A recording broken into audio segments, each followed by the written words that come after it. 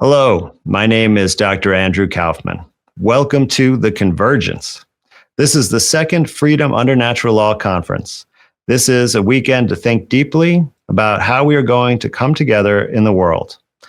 This conference is full of awesome artists and speakers, and I always enjoy looking at various perspectives and other people's research because this is how we discern the truth and find the best path forward when we come together to work as a community, to imagine and search for the best answers that we can come up with. So thank you so much for coming, and let's all keep healthy, drink plenty of water, and stay strong. In the meantime, please enjoy the conference. I'll be talking to you soon. Welcome, friends, to Freedom Under Natural Law Conference. This is the second Freedom Under Natural Law Conference, and I have the honor and pleasure today to introduce to you a gentleman who I look up to, who's been a hero. I discovered the work of Andrew Kaufman about 2 years ago during the time of the COVID pandemic and the biggest hoax in history. And Andrew stepped forward as a brave individual to help try to make some sense out of it all for us. And since then, I've learned a lot about health, and I've gotten to know Andrew's work a lot closer, and I really love it. And I'm really happy that he decided to join me today to have a little discussion and to be a guest speaker for the Freedom Under Natural Law Conference. Thank you, Andrew, for joining us today. Much appreciated. Well, Chris, it's a real pleasure. It's been great getting to know you. So I'm happy to be here and support this excellent idea you have. Thank you. Awesome. So let's just start it right off. You know, what I thought it would be really great to talk to you about was sort of the three themes, the three words we came up for the theme of the Freedom Under Natural Law Conference #2, which is called Convergence. You know, we're hoping to bring people together. And so what does that take? It takes unity, it takes focus, and action. And these three themes I see so much in your work and in my dealings with you and your awesome team of people working with you, and, you know, people really working together and making a difference in the world. So maybe you could start us off with a little bit the idea of unity. I'm curious to see how that strikes you in your experience and your work over the last couple years. Well, you know, I think that this is a word that often can be misconstrued, actually, out of the New Age movement, sort of saying that, we're all one, like we're all the same consciousness. But I don't think that's what you mean. What you really mean is having people come together for a common cause. And that is extremely timely at the moment because we can see that the system that we were born into, that we grew up in, is now crumbling before us. And this is becoming more and more obvious. We're being confronted with this. Even in the mainstream sources, I see evidence of acknowledgement of this system undergoing major, major change. And now the various elements that have been present but been more covert are coming into the open.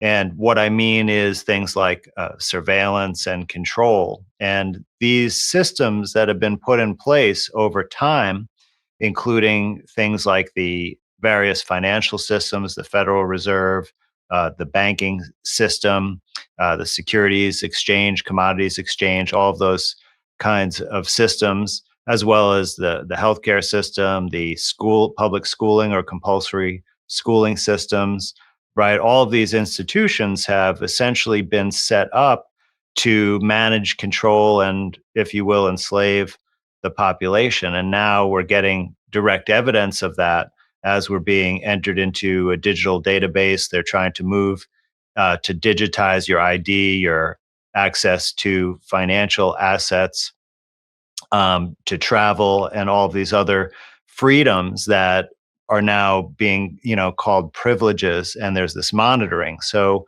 it's really important at this time that those of us who see the truth about how this system is progressing and realize what the consequences are for us as individuals, with our families, and in our communities, that we start coming together to develop ways of conducting our life processes outside of this system or on our own, within developing our own infrastructure for exchanging ideas, goods and services, coming together to create a common cause, to cooperate, help each other, develop ways to support and finance, growth and new institutions and buildings and infrastructure, such like that. So it's really critical, now to not to have unity of our exact ideas and all of our opinions and all of our specific values as individuals, because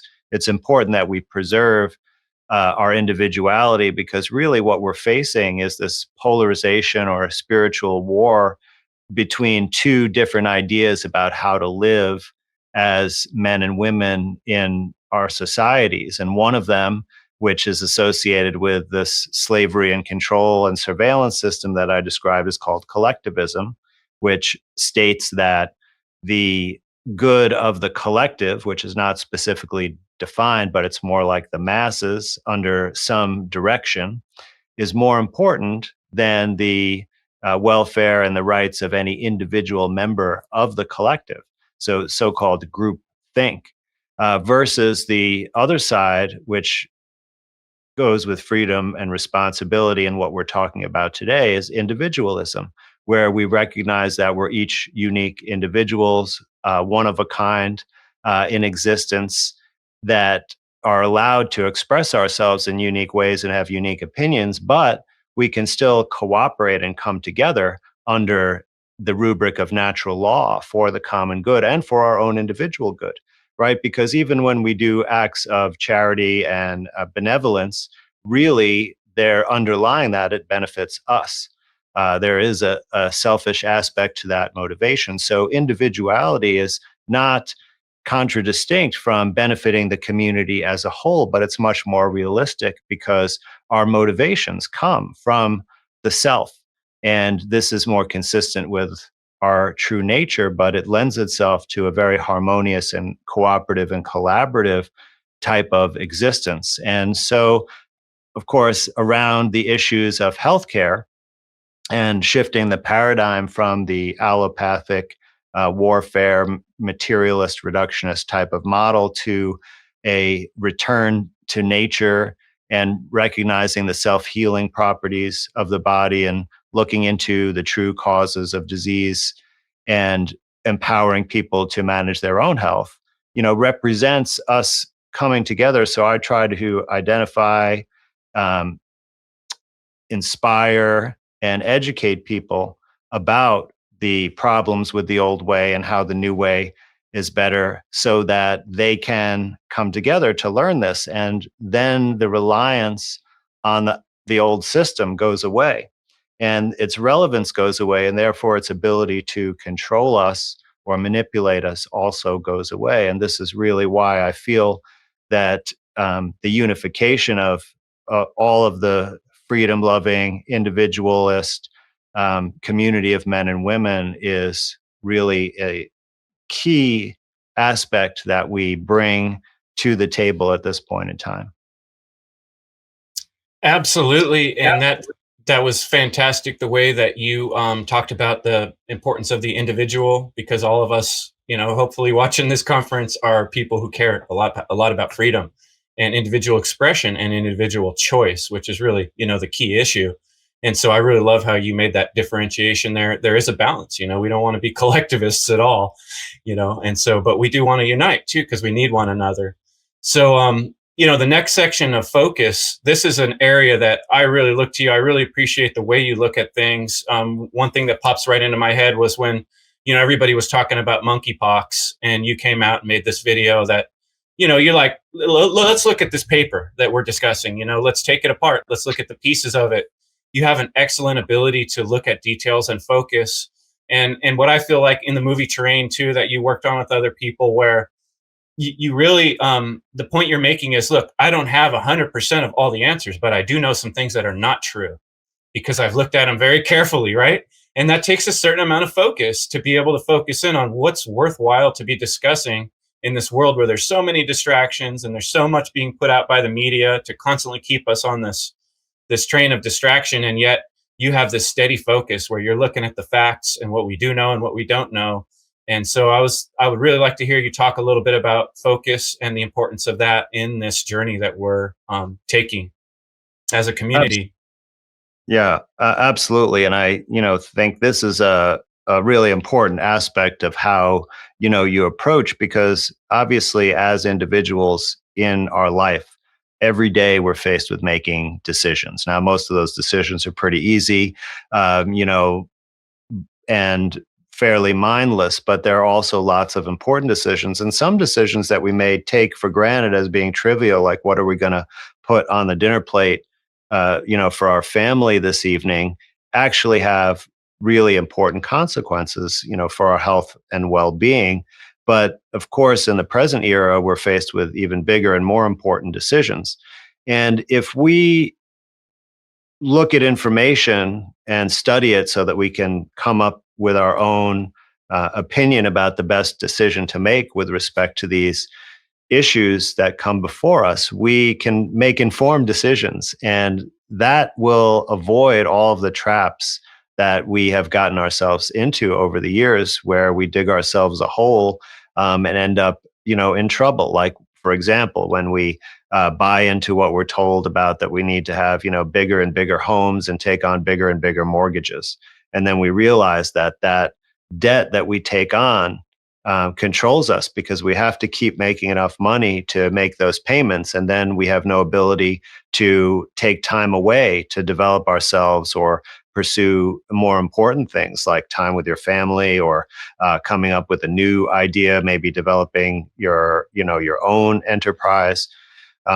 So it's of tantamount importance that you have a way that you can first, find information that's out there, and that you can assess it dispassionately. Because one of the things that, I've noticed that many people struggle with, and of course, it's a struggle for me when I try to have a open discussion with people about us, like a scientific topic or a medical topic, for example, is that people get a emotional reaction. And that, of course, prevents you from being reasonable in many, many ways.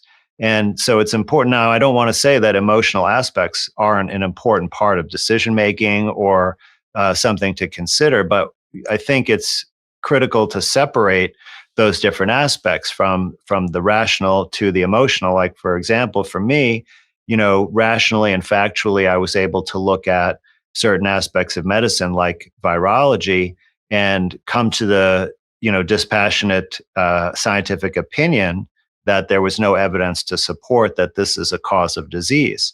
But then I was also faced with a consequential decision, because I was a licensed physician at that time, and practicing medicine, I'm going to be confronted with patients who have an illness that all of my peer community would say is caused by a virus.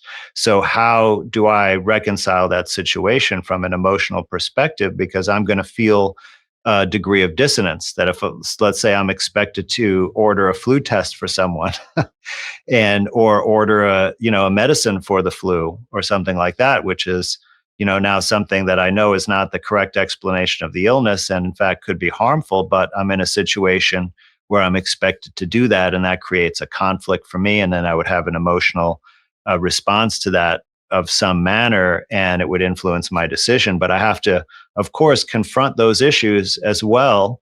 But when I looked at the science and tried to use logic and reason to get at the bottom of the issue, that was kind of almost the easy part.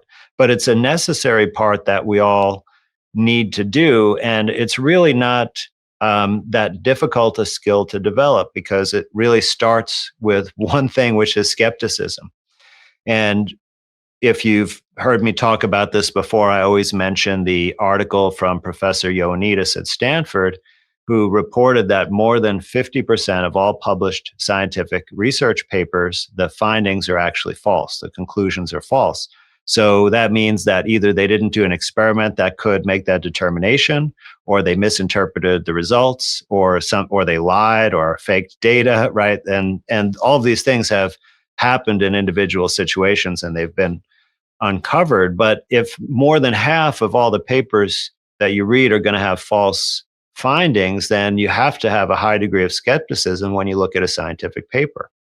And in order to do that, you can't just read the title or even just the abstract and say that, okay, that's the truth. Now that's been scientifically proven. You have to go and read the details, the experiment. So now you might be saying that, okay, you have no intention of looking at scientific articles. Maybe that's too much for you. You feel illiterate in that respect, and instead you might rely on folks like me, and Tom Cowan and Mike Stone and Mike Donio to look at some of these issues for you. Now, that can be okay as long as you use the same level of judgment when we explain things that you would if you were reading the source material yourself. And occasionally you should try to fact check us and go to the source material that we reference and see, are we reporting it accurately? And that is a good test of, how can you trust someone else's opinion? And you should look at opposing opinions too, and compare and contrast for yourself to see which information you find to be more credible. But you can apply this to situations that, are more closer to your day-to-day living, the same kind of principles. Like, let's say that you're shopping for a big ticket item. For example, like an air conditioning system for your home, or a automobile, things like that. So you can also apply the same thing, type of analysis there, where you find, relatively unbiased information about the thing that you're looking into, to make sure, okay, other people who had this, did they break down all the time, or did they have, good reliability? And of course, you should especially be skeptical and research this whenever the government approaches you with any kind of new policy. So if they make some kind of new rules or decrees that restrict your freedoms, that's a time to be extremely skeptical, to say, okay, let me look at what is the underlying reasoning for that. Is it justified? Is it real? And if we just do what we're really trained to do from the compulsory schooling system, which is defer all of our agency and authority to central authority figures, designated experts from the government, from a university, or government officials directly, and simply accept what they say, as the truth and as a well-reasoned scientific opinion, we're going to be led out of stray almost every time. And I think this is the way that the systems have been set up to get us to simply defer our own thinking ability, our own critical thinking, our own skepticism to those authority figures. And you don't know really what their interests are. Same thing with me. You could criticize me and say I put out my opinions, to make a living or to get wealthy or something like that. Although I'm certainly not being paid for this appearance, just so you know, I do actually quite a lot of work completely for free. But you can come up with all kinds of hypotheses about that I might have some kind of negative motivation. So that's good. You should be thinking along those lines. And then you should go look to other people who are reporting on the same information and be skeptical about them as well.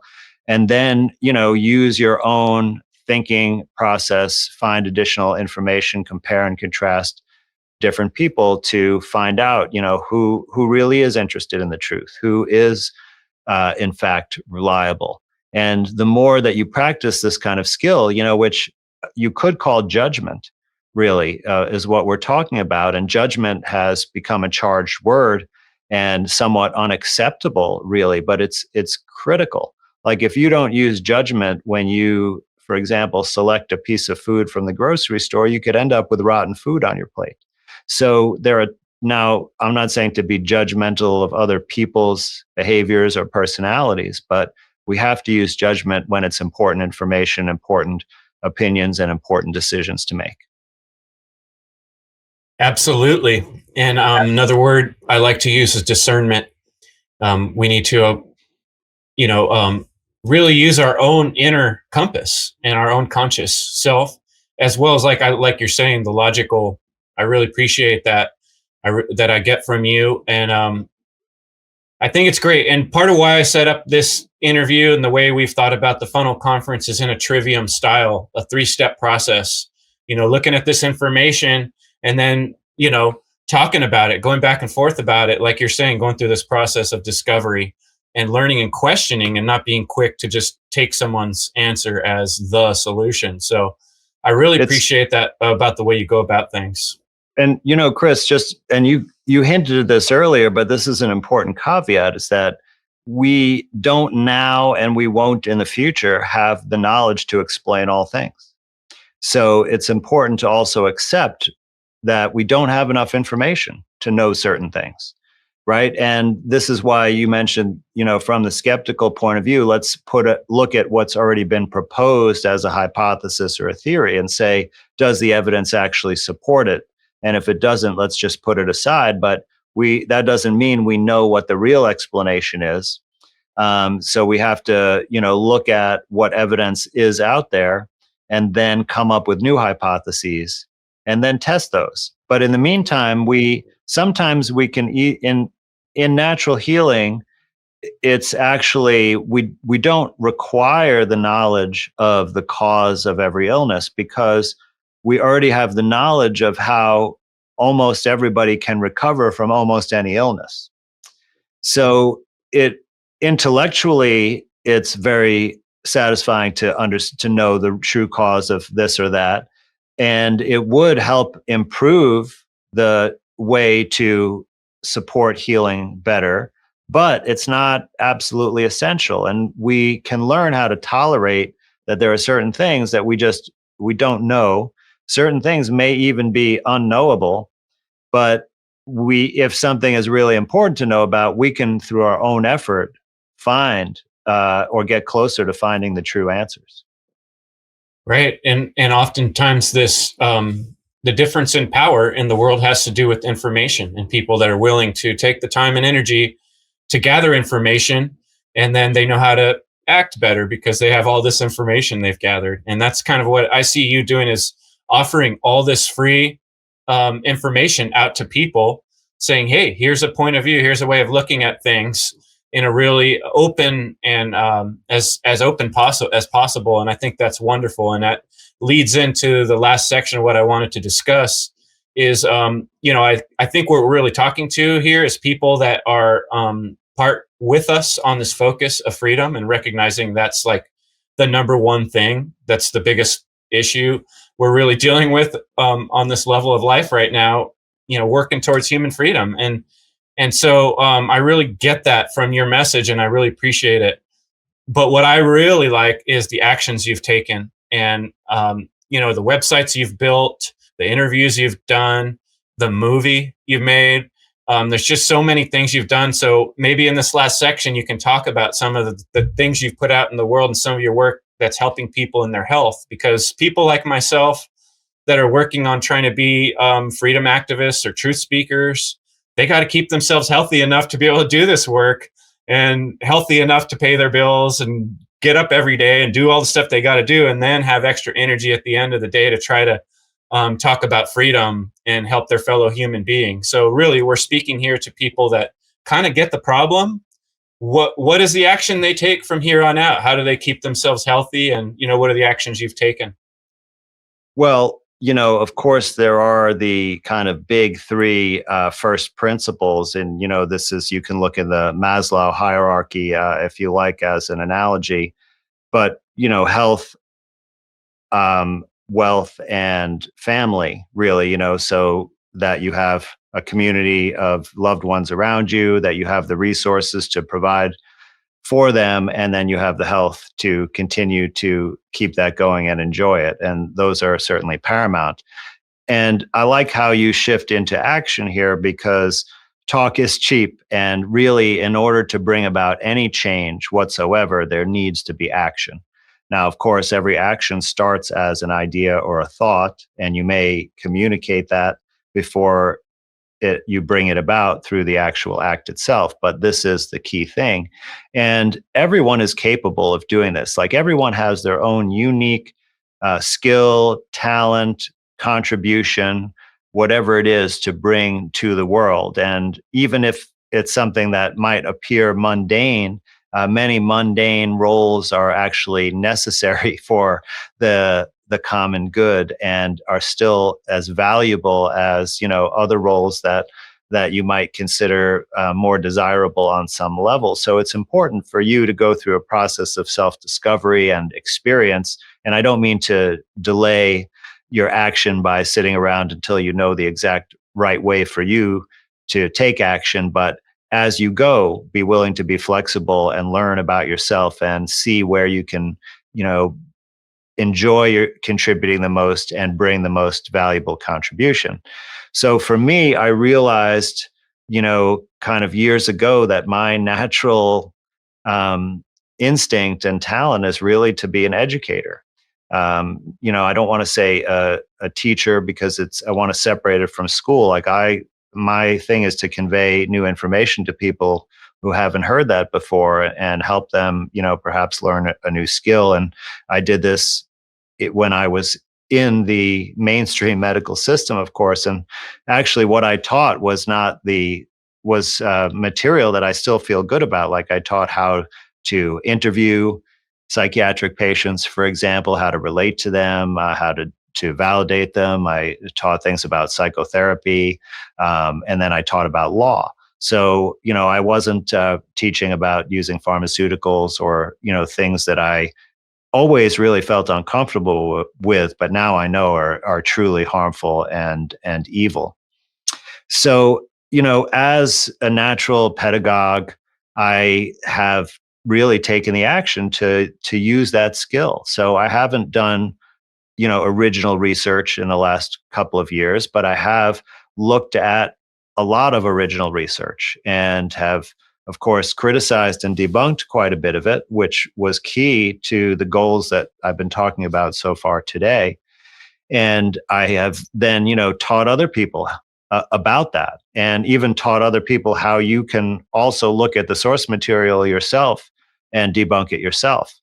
And, I'm developing that further through various platforms, like you mentioned, where I have, for example, True Medicine University, where I find, the scientists and health professionals who are really doing the original research, or they are experts in a certain area of health that has been, really successful and is based on good data and anecdotal evidence.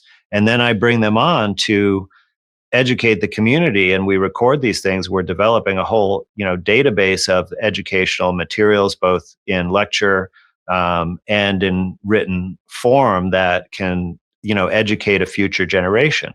And then from the practical point of view, in natural healing consultations, developing a training program to bring in health professionals and tried to teach them the most rigorous aspects of natural healing, so that they would have the skills and experience to go on and spread this knowledge out to additional communities and to additional people, to essentially really ignite a whole tidal wave of this. Because one thing I've realized is that once people see the result of your action, so in my case, it might be working with a client who has a serious health condition and teaching them about different ways that they can address this successfully, trying to help empower them to actually carry out their own healing process.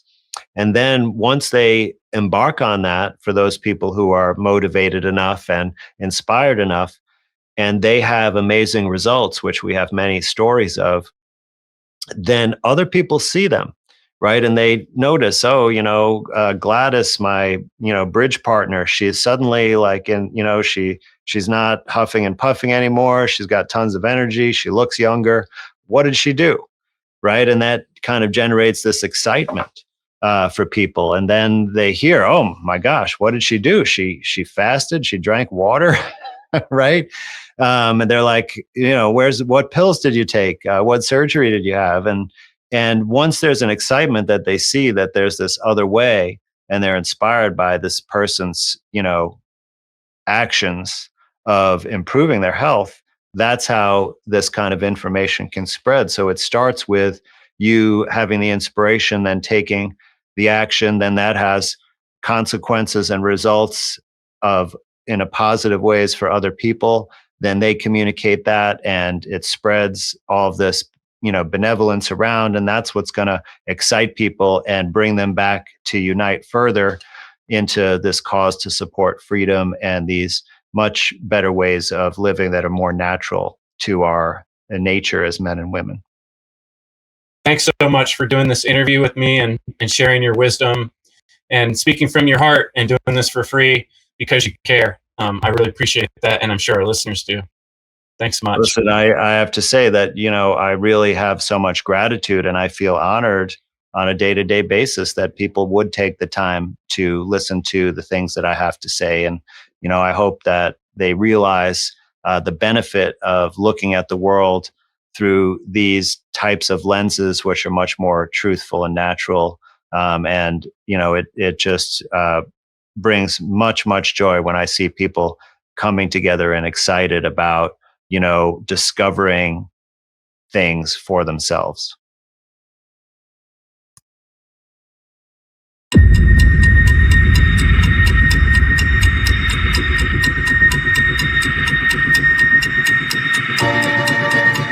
This is all about fear. And if people were not afraid, you would see this disappear literally overnight.